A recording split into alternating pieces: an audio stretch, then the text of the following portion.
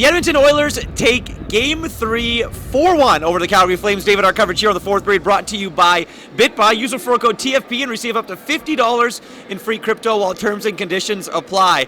Wasn't really much of a first period, but boy, in that second period, David, 10 points for Connor McDavid, Leon Draisaitl, and Evander Kane combined, including a hat trick by Evander Kane, which really blew this game open. Yeah, it really did. They pulled off 3 goals in 6 minutes. Not bad. Not a bad period at all for the Edmonton Oilers. And they came out flying really out of the gate. This was a team that knew that they wanted to knew that they had to bring some offense to this game early on. You expected more from Calgary right out of the gate. We didn't see that.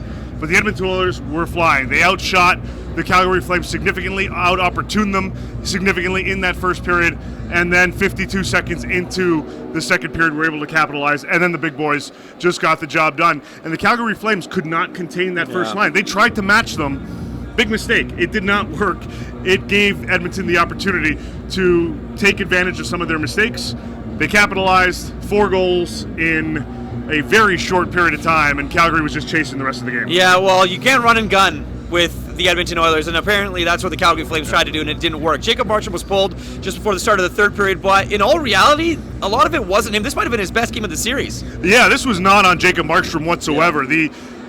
Coming into the third period, you want to bring in a little bit of new life. You have to try to create something to get your team going. So you bring in Dan Vladar. You try to get him in there to kind of get the team going a little bit. And they did. They responded. Yeah. They were a lot better in that third period.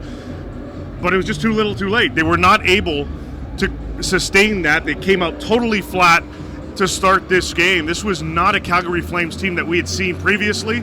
They were just absolutely lost out there. They could not respond. Third period, again, just too late.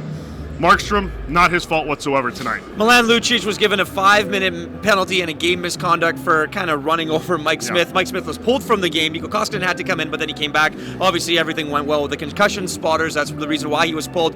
What do you make of that play?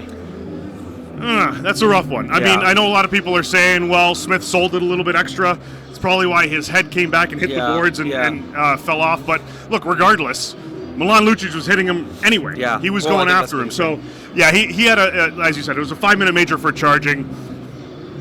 He knew exactly what he was doing, certainly. I don't know if this gets to the suspension level. We talked a little bit about this off air. Yeah. Maybe we get to see a fine here, if anything. But look, Lucic knew what he was doing. He was trying to throw the Edmonton Oilers off a little bit, and it just didn't work. I mean, for the most part, it didn't work. He got the game. It's probably all he's going to get, as we said, but you're trying to create some kind of spark, and they tried. It just didn't work. One final one for me, Dave. Evander Kane, now 10 goals in this postseason. Natural hat trick here tonight in Game 3. I mean, just a marvelous pickup, and he's now a part of one of the best lines right now in the playoffs. Yeah, absolutely. Just a tremendous pickup, as you said. And this is the reason that he wanted to join the Edmonton Oilers, and the reason the Oilers wanted him. They knew that he's a finisher. Everybody knows that he's a premier goal scorer in the NHL. And for him to be given the opportunity to play with 2 of the best players in the world, I mean, it paid off pretty well, especially in this game for them. So he's doing his job. It's elevating the pace of play for the Edmonton Oilers overall. The party, as you can hear, still going. And I got a feeling it's going to be going up until Tuesday when these two teams meet again here at Rogers Place for Game 4. David, thank you very much. Yes, it's going to be an exciting atmosphere here at Rogers Place. And as always, we'll be here for it here on the fourth period.